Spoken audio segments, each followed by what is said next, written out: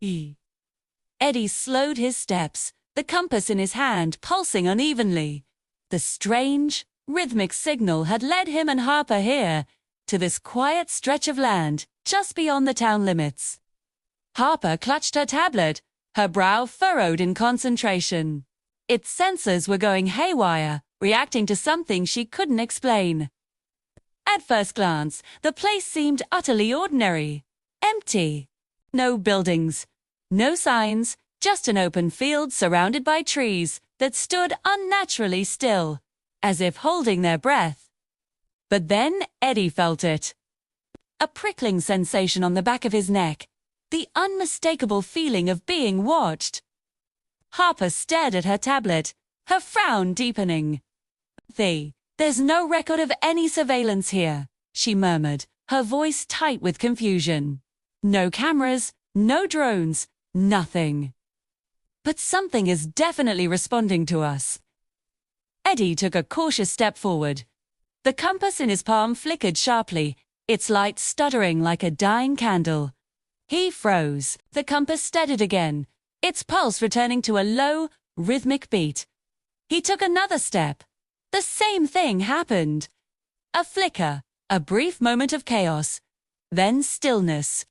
It wasn't sound that triggered it. It wasn't even their presence. It was movement. Their attention. The realization dawned on Harper a moment later, her eyes wide with a mix of fear and awe. "This place isn't forgotten," she whispered, her voice barely audible. "It's watching." As if on cue, the shadows between the trees seemed to shift, flowing like water. They never formed distinct shapes, never stayed still long enough to be identified. But they were moving, reacting to their presence. The compass in Eddie's hand began to glow brighter with every second they remained, its light intensifying, as if it were measuring the duration of their observation, as if it were counting how long they were being noticed. Eddie tightened his grip on the device, his knuckles turning white. The feeling of being watched had transformed into something more personal, more intelligent. "Then the signal isn't hiding anymore," he said, his voice low but firm. Harper nodded, her gaze fixed on the shifting darkness between the trees. A new understanding settled over them. "It's observing," she said, finishing his thought. "It's observing who notices back." The implication hung in the silent air between them.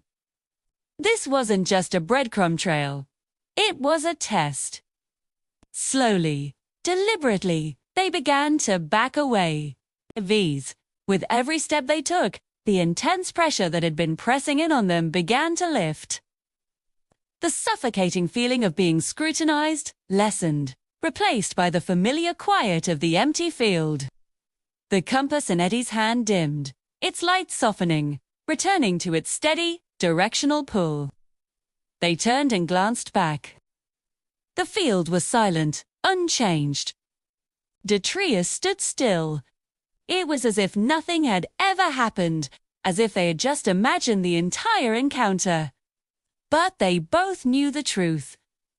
Their quest had fundamentally changed. They were no longer just following a mysterious signal. They were being evaluated by it. And they had just passed the first test.